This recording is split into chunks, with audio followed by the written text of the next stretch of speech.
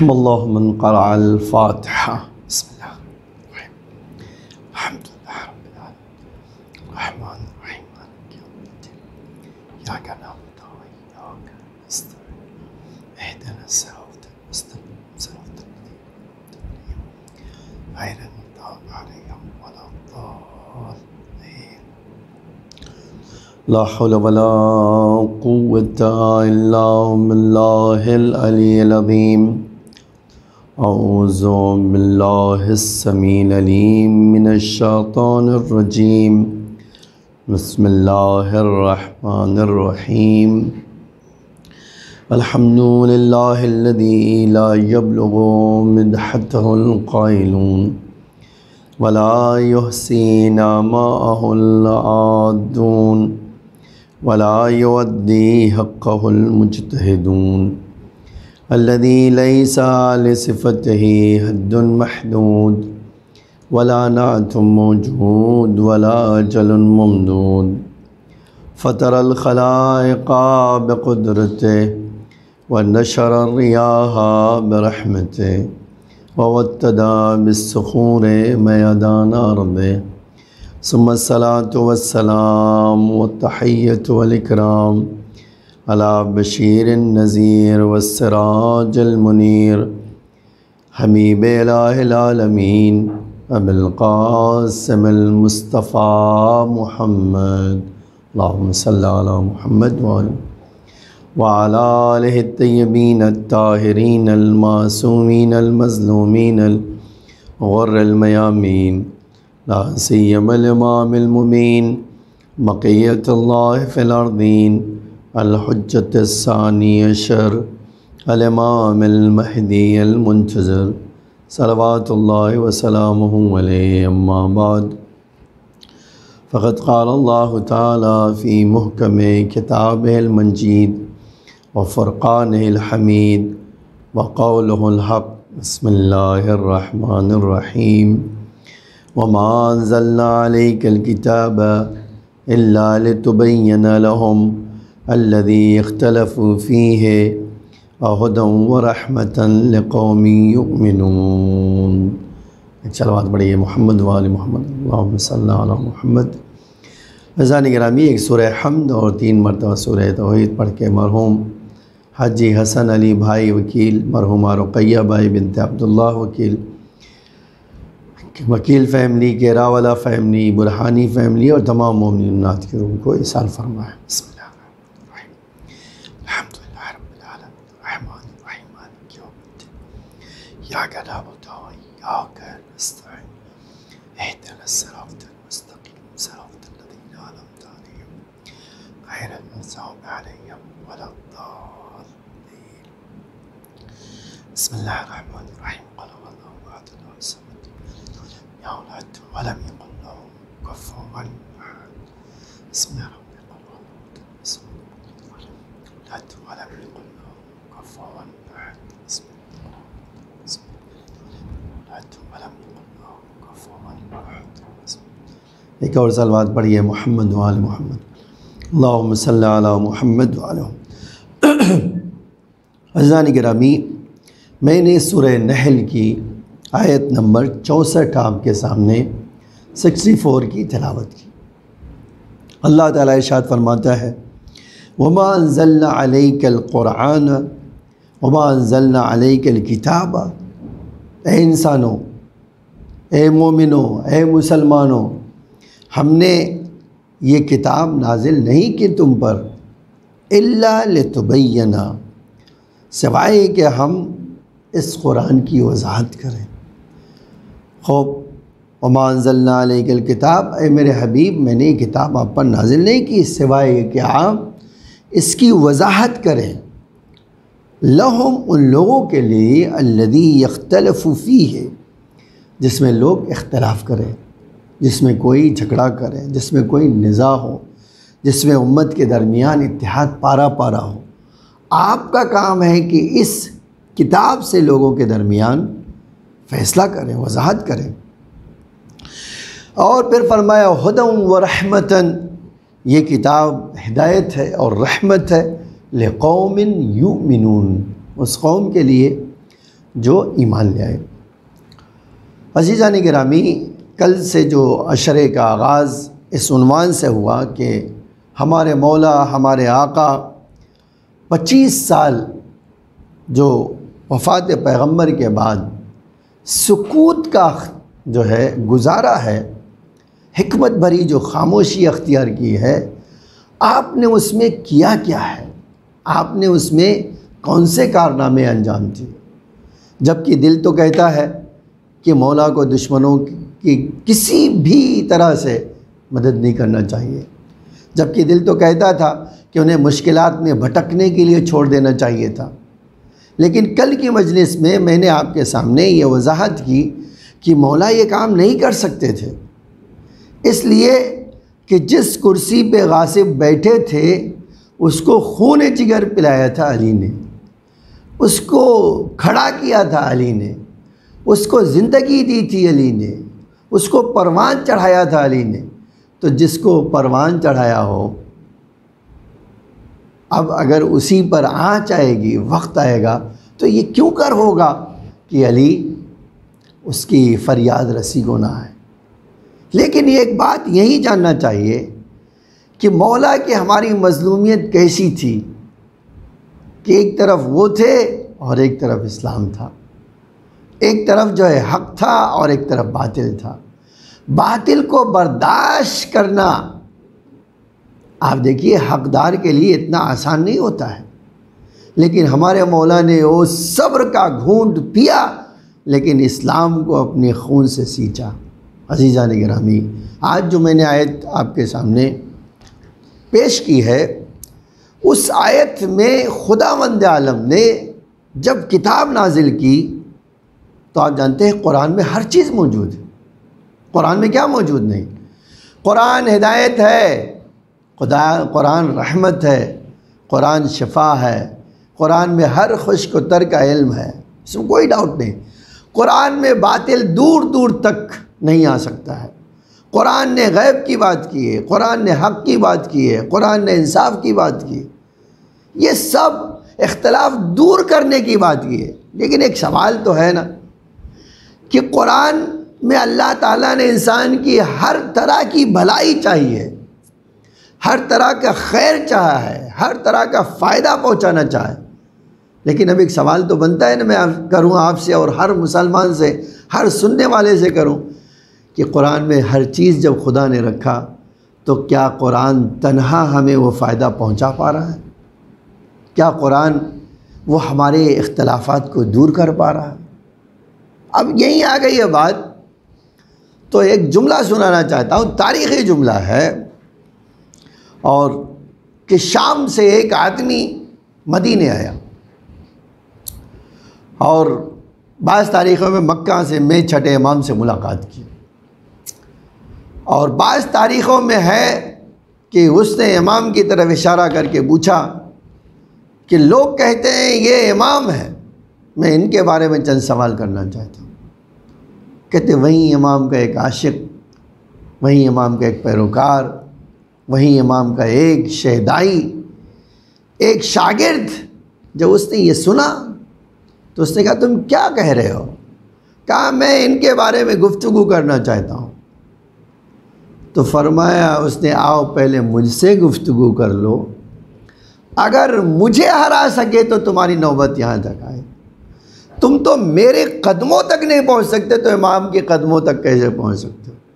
آؤ پہلے آؤ مجھ سے بات کرو۔ وہ آ گئے، کہا ایک سوال کرنا چاہتا ہوں تم سے، اللہ اپنے بندے کی بھلائی کرنا چاہتا ہے اس بندے سے زیادہ یا بندہ اپنی بھلائی زیادہ چاہتا ہے؟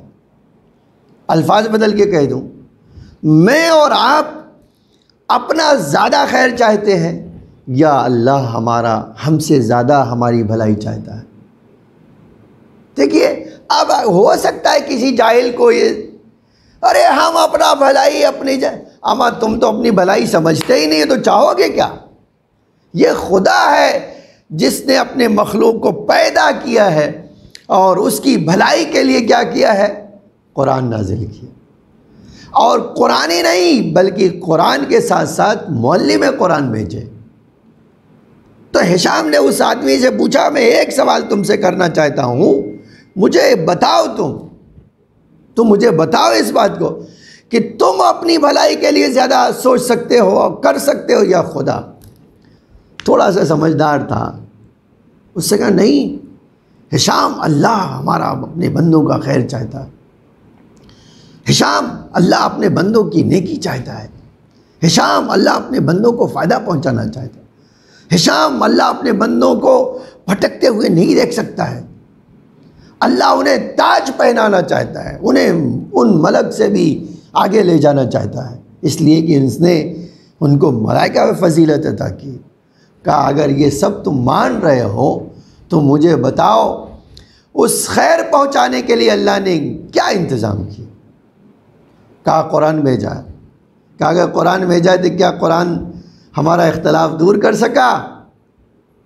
اور ایک سوال عجب کیا انہوں نے، کہا اگر اختلاف دور کر سکتا ہوتا تو تم شام سے سوال کرنے نہ آتے، تمہارا سوال کرنا اس بات کی دلیل ہے کہ تمہیں ہم سے اختلاف ہے، اختلاف اس بات کی دلیل ہے کہ تمہارے لیے قرآن کافی نہیں ہوا ہے۔ ایک صلوات پڑھیے محمد و آل محمد پر، اللہم صلی علی محمد و آل محمد۔ تو عزیزان گرامی، تنہا قرآن کافی نہیں ہو سکتا، اسی لیے اللہ تعالیٰ نے، ہشام نے ان سے کہا اگر کافی ہوتا تو اختلاف نہ ہوتا۔ کہا آپ سوال پوچھنا چاہتا ہوں، اللہ نے بھلائی کے لیے، فائدہ پہنچانے کے لیے کیا کیا؟ کہا رسول اللہ کے کو بھیجا۔ کہا رسول اللہ کے بعد کیا؟ دیکھیے اب سوال آ گیا، کہا قرآن و سنت، کیا کہا قرآن و سنت نے اگر ہمارا اختلاف دور کیا ہوتا تو آج مسلمانوں میں 73 فرقے نہ ہوتے، آج مسلمان چھوٹے چھوٹے ٹکڑوں میں نہ بٹ گئے ہوتے۔ ایک جملہ کہہ دوں، اللہ اکبر کہہ کے گلے کا کسی کو ذبح نہ کر رہے ہوتے۔ جو کلمہ پڑھنے والا ہے اللہ اکبر کہہ کے مسلمان ذبح کر رہے ہیں، اس کا مطلب کیا ہے نا یہ عزیزان گرامی؟ تو یہ بتاتا ہے کہ قرآن اور سنت، کہتے جب یہ اس نے جملہ کیا اللہ کے رسول کے بعد کہا قرآن و سنت، ہشام نے کہا کیا قرآن و سنت نے تمہارا اختلاف دور کر دیا؟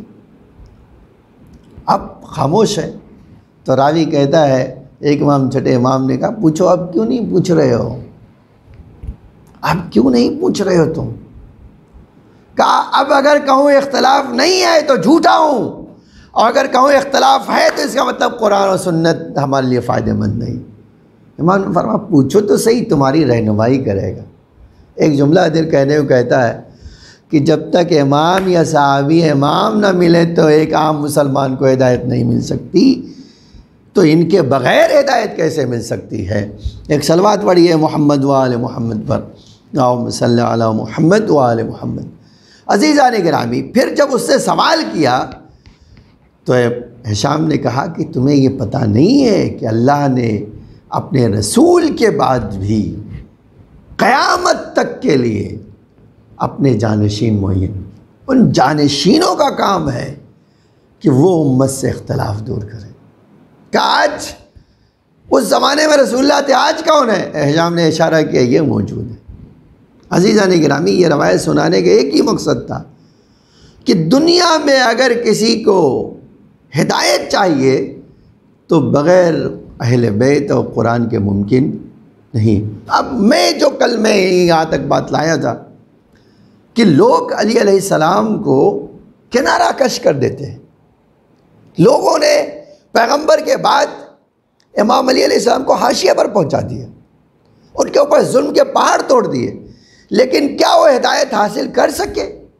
میں نے وہ ایک روایت آپ کے سامنے شروع کی تھی۔ ایک مسلمان کو جو ظاہراً کلمہ پڑھتا ہے اور جب اس کو دنیاوی فائدہ نہیں ملتا تو وہ پلٹ جاتا ہے، اور پلٹ ہی نہیں جاتا، جا کر قرآن پر اعتراض کرتا۔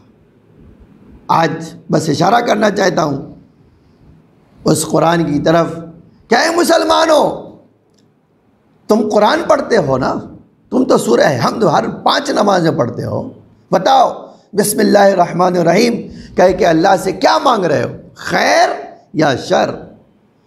اچھائی مانگ رہے ہو یا برائی؟ اگر کہو گے اچھائی تو میں تو دیکھ رہا ہوں مسلمان تو دنیا کے لیے مرے جا رہے ہیں، ایک دوسرے مسلمان کا گلا کاٹ رہے ہیں، ایک اسی دنیا پر اس طرح جھپٹ رہے ہیں جیسے ان کے ہاتھ سے نکل گئی تو بہت.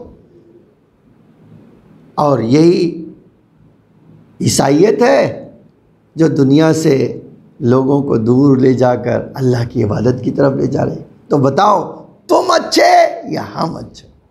اور پھر ایک سوال، اگر شر مانگ رہے ہو تو ٹھیک ہے، تو ایک مسلمان جو ہے اگر اللہ سے روز مدد مانگ رہا ہے کہ مجھے برائی دے دے تو تمہیں مبارک ہو.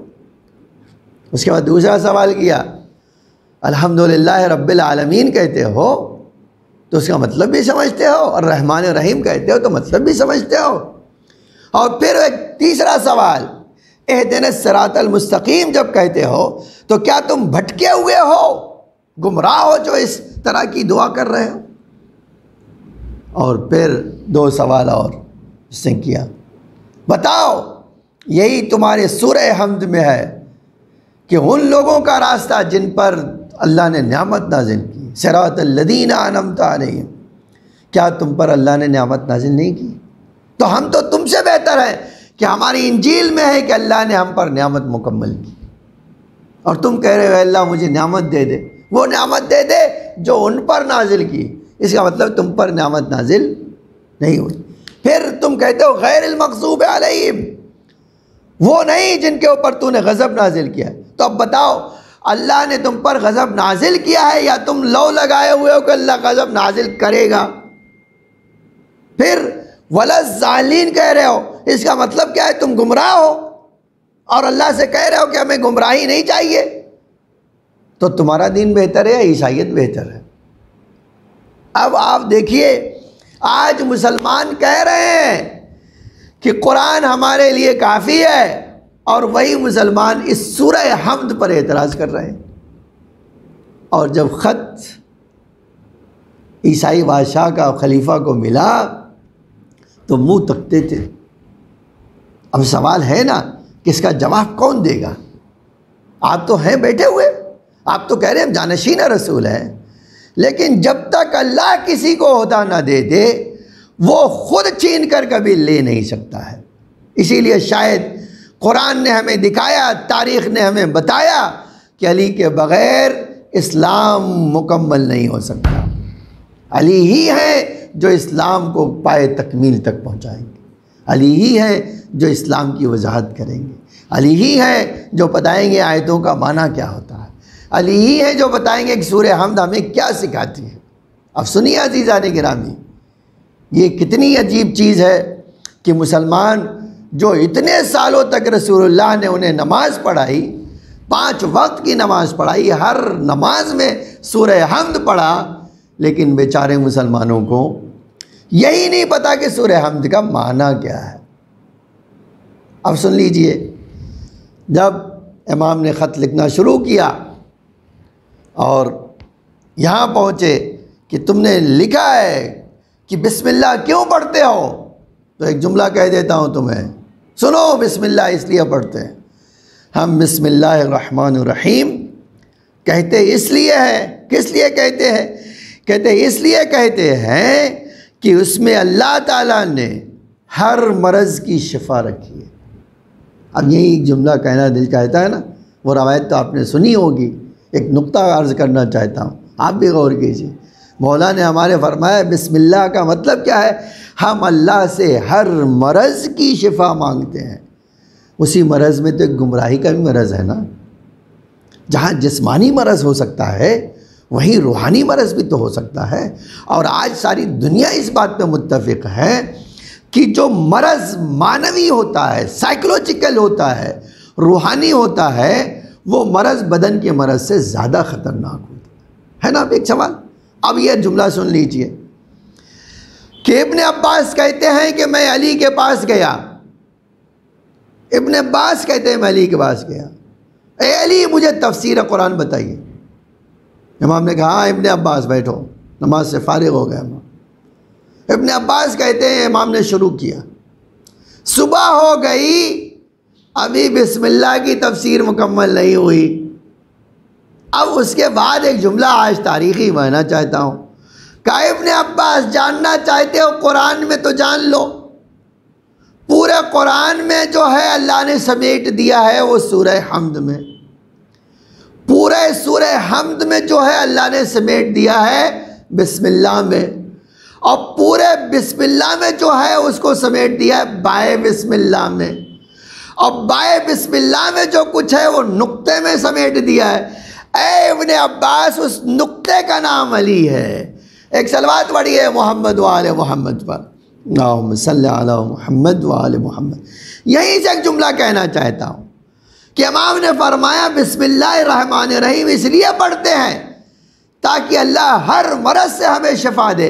الفاظ بدل کے شاید کہہ دوں، یہ کہنا مناسب ہوگا، بجا ہوگا کہ جب تک اللہ کا نام نہیں آئے گا اس وقت تک مرض دور نہیں ہوگا۔ ایک صلوات پڑھی ہے محمد و آل محمد پر، اللہم صلی علی محمد و آل۔ عزیزان گرامی، اس کے بعد امام نے ایک دوسرا جملہ بھی فرمایا، کہا جہاں بسم اللہ ہر مرض کی شفا ہے وہیں ہر دوا کی مدد بھی ہے۔ جس دوا کو آپ لینا چاہتے ہوں آپ بسم اللہ کہیے، اس دوا کی تاثیر 1000 گنا کروڑوں گنا بڑھ جائے گی۔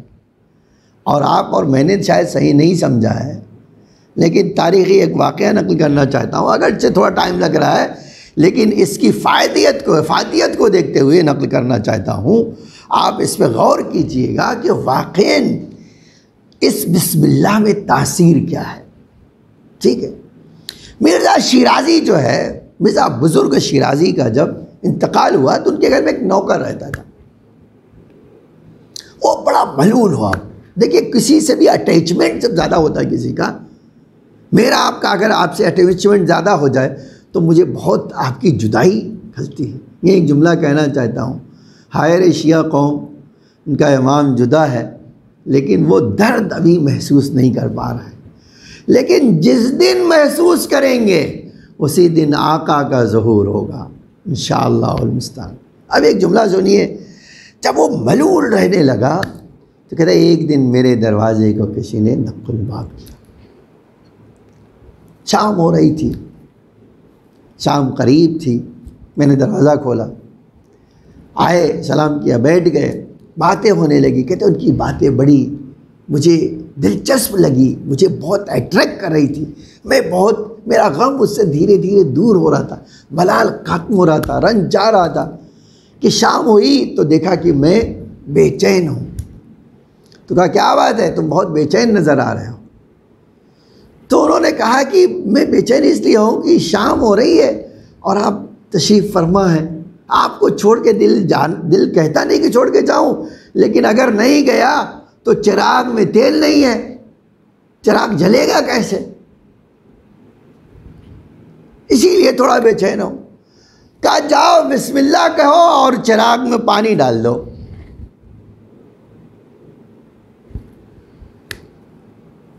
پتہ نہیں ان کے جملے میں کیا تاثیر تھی، اٹھا، چراغ اٹھایا اور پانی ڈال دیا، اب جلایا تو جل رہا ہے۔ کہا اس کے بعد سے جب بھی چراغ میں تیل ختم ہوتا تھا تو وہی پانی ڈال دیتے۔ کہتے ایک بار جانے لگے تو ایک عجب جملہ فرمایا، کہتے ہماں اتنے سال اہل بیت کی خدمت کر کے اگر تم اس پانی کو بسم اللہ کہہ کے تیل نہ بنا سکو تو اسلام کا فائدہ ہی کیا ہے۔ ایک صلوات پڑھی ہے محمد و آل محمد، اللہم صلی علی محمد۔ تو بسم اللہ میں وہ تاثیر ہے کہ امام فرماتے ہیں کسی مرض کے لیے اگر تمہیں مدد چاہیے نا تو بسم اللہ الرحمن الرحیم پڑھ دینا کافی۔ پھر امام آگے بڑھتے ہیں، فرماتے ہیں الرحمن کا مطلب جانتے ہو؟ الرحمن اللہ کا خاص نام ہے، اس نام کو اللہ کے سے پہلے اور اللہ کے بعد میں کسی کو رکھنا صحیح نہیں، یہ صرف مخصوص ہے خدا رحمان۔ فرمایا رحیم کیوں کہا ہے تمہیں پتہ ہے؟ تم کیا جانتے ہو؟ اے عیسائی بادشاہ سنو، تم کو نہیں پتہ رحیم کا کیا مطلب ہے؟ کہتے ہیں رحیم کا مطلب یہ ہے کہ اللہ اپنے گنہگار بندوں کے اوپر رحم کرتا ہے، کبھی رحم کرتا ہے جب اللہ کی بارگاہ میں آ کر ہاتھوں کو اٹھا کر توبہ کرتے ہیں، توبہ کرنے کے بعد ایمان لائے ہیں، عمل صالح انجام دیتے، اللہ ان کی توبہ کو قبول۔ تو رحیم اس آیت میں اللہ نے اس لیے کہا ہے تاکہ اپنے گنہگار بندوں کو معاف کر سکے، تاکہ اپنے گنہگار بندوں کو نجات کا سامان فراہم کر سکے۔ سنو اے عیسائی بادشاہ، جانو کہ سورہ حمد میں اللہ نے کیا کیا خوبیاں رکھی۔ کہا اس کے بعد تم نے لکھا ہے، تم نے پوچھا ہے اہدنا الصراط المستقیم کا الحمدللہ رب العالمین کا مطلب کیا ہوتا ہے، تو ہم تمہیں بتائے دیتے ہیں۔ الرحمن الرحیم بسم اللہ سے ہم نے کیا تھا، الحمدللہ رب العالمین یہ اللہ نے خود اپنی تعریف اپنی کتاب میں اپنے لیے کی ہے، اس لیے کہ اس نے اپنے بندوں کو نعمتوں سے نوازا۔ جو بندہ، کبھی آپ سوچئے واقعی اللہ تعریف کے لائق ہے یا نہیں؟ جب انسان اور اس کبھی کبھی واقعی بڑی عجیب چیز دکھائی دیتی ہے۔ آج ایک ننھا سا پودا دیکھیے، اتنی نزاکت ہے اس میں، اتنی لطافت ہے، اتنی خوشبو ہے، آپ بولیے اس کو لطافت کس نے دی؟ ہمارے پروردگار نے۔ اس کو خوبصورتی کس نے دی؟ خدا نے دی۔ اس کو ہریالی کس نے دی؟ خدا نے دی۔ اس کو زندگی دی کس نے؟ خدا نے دی۔ اس پوری کائنات کو سجایا کس کے لیے؟ انسانوں کے لیے۔ تو اللہ کہتا ہے میں نے اتنی نعمتیں دی تم اے انسان، تو میں ہی تعریف کے لائق ہوں، میرے علاوہ کوئی تعریف کے لائق نہیں۔ تو الحمدللہ رب العالمین کا مطلب یہ ہے کہ ساری تعریفیں اس خدا کے لیے ہے جو کائنات کے ذرے ذرے کو پروان چڑھا رہا ہے، جو کائنات کے ذرے ذرے کو پال رہا ہے۔ اے انسان، اے عیسائی، سمجھو اس بات کو۔ پھر الرحمن الرحیم کی وضاحت ہو چکی ہے۔ اس کے بعد ایک جملہ آیا ہے، آپ بھی سنیے، الحمدللہ رب العالمین۔ اس کے بعد فرمایا مالک یوم الدین، یہ وہ خدا ہے جو کس کا مالک ہے؟ مالک یوم الدین، یہ مالک ہے قیامت کے دن کا۔ وہ خدا، ہمارا خدا مالک ہے، کس کے لیے مالک ہے؟ قیامت کے دن کا مالک ہے۔ عزیزان گرامی، یہیں سے ایک جملہ اور کہنا چاہتا ہوں، آپ اندازہ کیجئے، آپ اس کی لطافت کو سمجھیے، اس کی عرفان کو سمجھیے، اس کی معرفت کو سمجھیے۔ تو یہ جملہ امام نے فرمایا مالک یوم الدین، ایک دن ایسا آئے گا سارے انسانوں کی گردن اس کے ہاتھ میں ہوگی۔ اور یہ کیوں؟ یہ اس لیے ضروری ہے، مالک یوم الدین اس لیے ضروری ہے تاکہ جو بندے دنیا میں خدا پہ شک کرتے رہے، جو بندے خدا کا شرک کرتے رہے، قیامت میں جب آئیں تو اللہ ان کی گردن پکڑ کر کہاں لے جائے؟ جہنم میں لے جائے۔ لیکن اے عیسائی بادشاہ، یہ بھی سن لے، اسی کے مالک یوم الدین کا یہ بھی مطلب ہے کہ اگر کوئی بندہ اللہ کی عبادت کرے گا، امام نے اس کے بعد ایک عجب جملہ فرمایا، کہا اور ہم ہی ہیں صرف عبادت کر سکتے ہیں اور تم نہیں کر سکتے ہو۔ پوچھا کیوں؟ کہا اس لیے کہ تم عبادت بھی کرتے ہو اور اس کے ساتھ شرک بھی کرتے ہو۔ تو تم اگر عبادت خدا کرنا چاہتے ہو تو شرک سے دوری اختیار کرو۔ اگر تم شرک سے دور رہ سکے تو اللہ کیا کرے گا؟ تمہیں راستہ دکھائے گا، کس بات کی طرف؟ کیا آؤ اس کو جنت کی طرف لے جاؤ۔ یہ ہے اس کا مراد مالک یوم الدین، ایاک نعبد۔ اس کے بعد آتا ہے ایاک نعبد، ہم اللہ کی صرف عبادت کرتے ہیں اور ہرگز شرک نہیں کرتے ہیں، اور کسی بھی لحاظ سے ہم صرف اللہ کی عبادت کرتے ہیں اور شرک نہیں کر سکتے ہیں۔ اور اس کے بعد والا جملہ فرمایا وَإِيَّاكَ نَسْتَعِينُ، اور اے اللہ ہم صرف تجھ سے مدد مانگتے ہیں، تیرے علاوہ کسی سے ہم مدد نہیں مانگتے ہیں۔ اور یہی ایک جملہ کہنا چاہتا ہوں، کسی کے بہکاوے میں نہ آئیں، آپ کسی کے بہکاوے میں نہ آئیں، بلکہ اگر مدد چاہیے تو کون کر سکتا ہے؟ صرف اللہ ہی ہے جو اپنے بندوں کی مدد کرتا ہے، اللہ کے علاوہ کوئی اپنے بندوں کی مدد نہیں کر سکتا ہے۔ عزیزان گرامی، اس کے بعد والا مرحلہ آپ کے پاس جانا چاہتا ہوں، وہ مرحلہ کیا ہے؟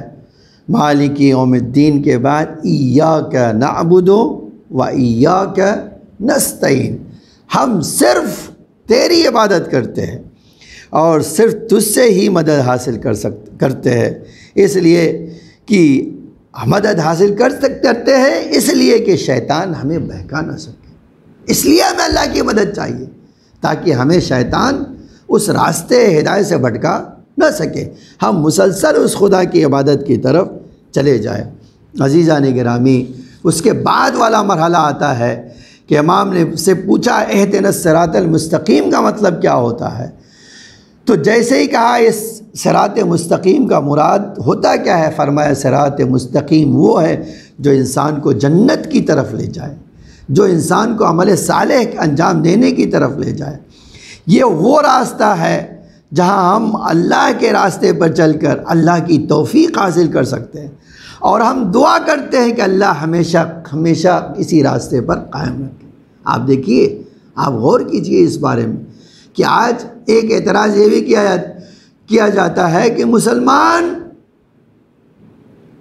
کیسا مسلمان ہے کہ اہدنا الصراط المستقیم بھی کہہ رہا ہے اور اس میں کھوٹ بھی پائی جاتی ہے۔ لیکن ایک جملہ اور ہمیشہ سے تھا، اور چاہنے والوں کے لیے خاص طور سے ہی تھا یہ جملہ، یہ اختلاف ہمیشہ بڑے بھائی اور ہمارے درمیان ہے کہ کیا آپ صراط مستقیم پر تھے نہیں کہ آپ کہہ رہے ہیں صراط مستقیم چاہیے؟ تو جواب اس کا یہ ہے صراط مستقیم پر ہیں، دعا کرتے ہیں اللہ ہمیں اسی راستے پر باقی رکھے۔ جو نہیں ہیں انہیں تلاش کرنے کی ضرورت ہے، جو ہیں انہیں باقی رہنے کی ضرورت ہے، اور ہم اہل بیت کے چاہنے والے ان لوگوں میں سے ہیں جو صراط مستقیم پر چل رہے ہیں۔ دلیل کیا ہے؟ خود اللہ کے رسول نے فرمایا یا علی انت صراطک المستقیم، اے علی تم صراط مستقیم ہو۔ علی کے بعد کون؟ وہ سلسلہ چل اٹھا۔ علی نے خود فرمایا، رسول اللہ نے فرمایا میرے بعد میرا بیٹا حسن، میرے حسن کے بعد میرا بیٹا حسین۔ عزیزان گرامی، اس مرحلے تک لایا ہوں، صراط مستقیم کبھی ہاتھ سے جانے نہ دیجیے، دعا کیجیے کہ اللہ نے جب مجھے اور آپ کو اس راستے پر باقی رکھا ہے تو زندگی کی سانسیں اکھڑیں تو اسی راستے پہ اکھڑیں، ہم غم منائیں تو اسی حسین کا غم منائیں۔ عزیزان گرامی، آج کا دن جو ہے وہ دن جو ہے 12ویں محرم کا ہے۔ 12ویں محرم وہ غم لے کر آیا۔ کبھی آپ سوچئے، وہ افراد، وہ خاندان، وہ عزت دار لوگ جن کی عزت کا قصیدہ خدا نے پڑھا ہو، وہ اللہ جس نے ہمیں ان کے حوالے کیا ہو، آج کے وہ ایام ہیں جن پر مصیبت کے پہاڑ توڑ دیے گئے۔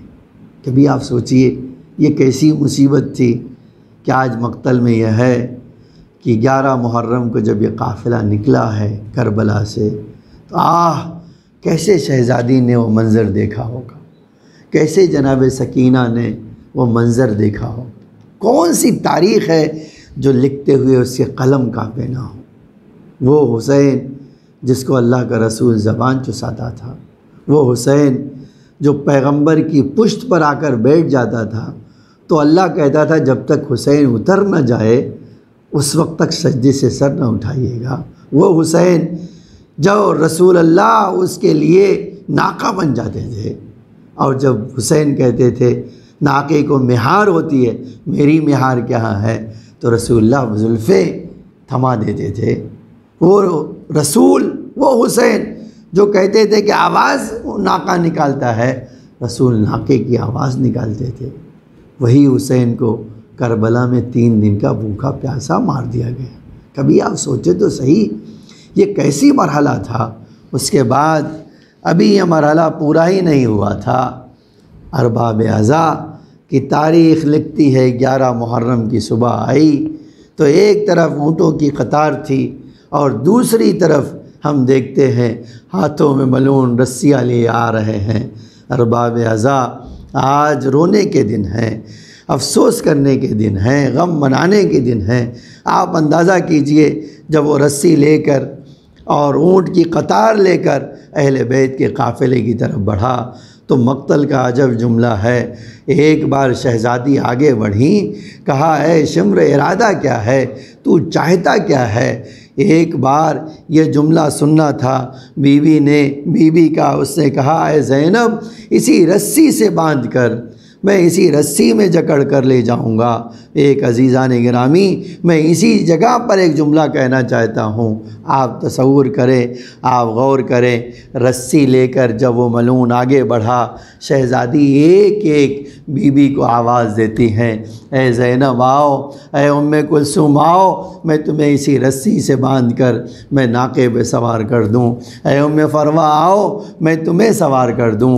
اے بھابھی لیلا آؤ، تمہیں سوار کر دوں۔ اے بیٹی فاطمہ کبریٰ آؤ، تمہیں سوار کر دوں۔ اے ماں کی کنیز فضہ آؤ، تمہیں سوار کر دوں۔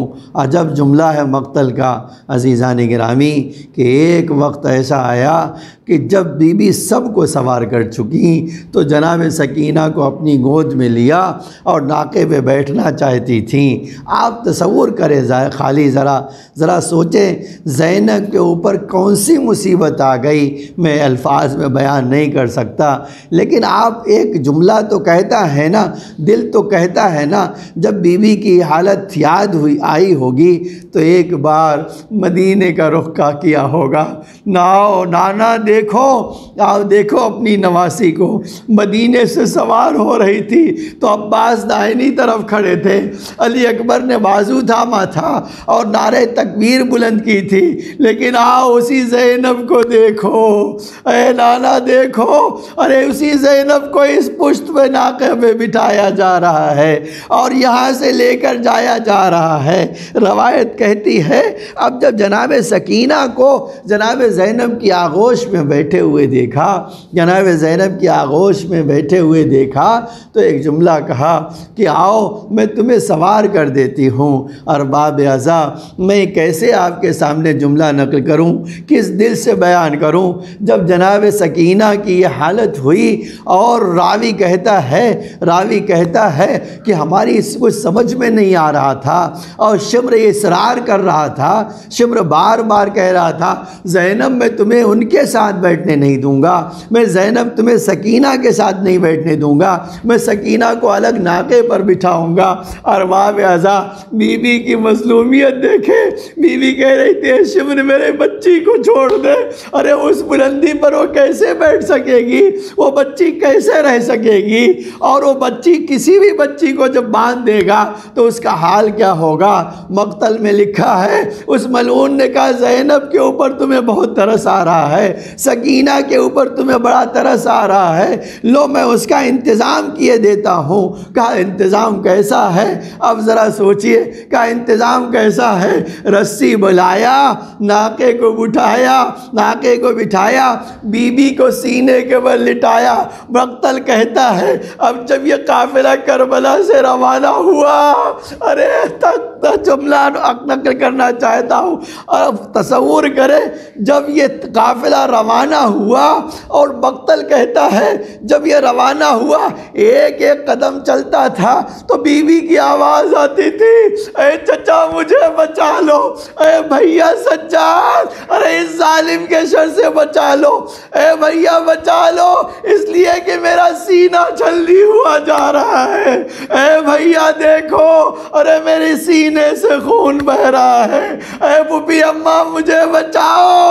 ہائے کربلا میں زینب فریاد کرتی رہ گئی لیکن کوئی بچانے نہ آیا۔ الا لعنۃ اللہ علی القوم الظالمین، سیعلم الذین ظلموا ایا منقلب ینقلبون۔ الہی بحق زہرا و ابیہا و بالہا و بنیہا و سر المستودع فیہا بعدد ما حاط بہ علمک۔ اے اللہ بارگاہ معصومین میں ہمارے پرسے کو قبول فرما، اے اللہ ہم سب کو مولا کے عزاداروں میں قرار فرما، اے اللہ ہم حاجت مند ہیں، ہماری حاجتوں کو اپنی درگاہ سے قبول فرما، اے میرے معبود ہمارے مولا ہمارے آقا کے ظہور میں تعجیل فرما، زمین کو آقا کے ظہور کے لیے آمادہ فرما، ہم سب کو آقا کے حقیقی غلاموں میں شمار فرما۔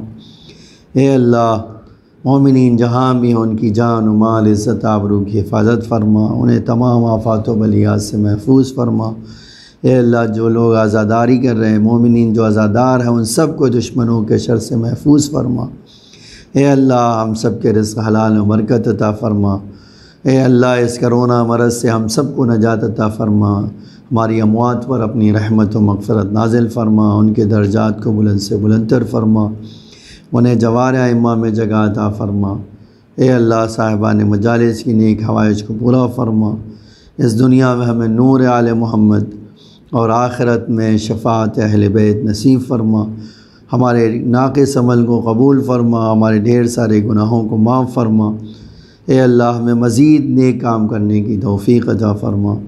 ربنا تقبل منا، ایک سورہ حمد اور 3 مرتبہ سورہ توحید پڑھ کے مرحوم حاجی حسن علی بھائی وکیل، مرحومہ رقیہ بائی بنت عبداللہ وکیل، وکیل فیملی، کیراولا فیملی اور برہانی فیملی اور تمام مومنین امنات کی روح کو ایصال فرما دیں۔ بسم اللہ الرحمن الرحیم، الحمدللہ رب العالمین، الرحمن الرحیم، مالک یوم الدین، ایاک نعبد و ایاک نستعین، اہدنا الصراط المستقیم، صراط الذین انعمت علیہم غیر المغضوب علیہم ولا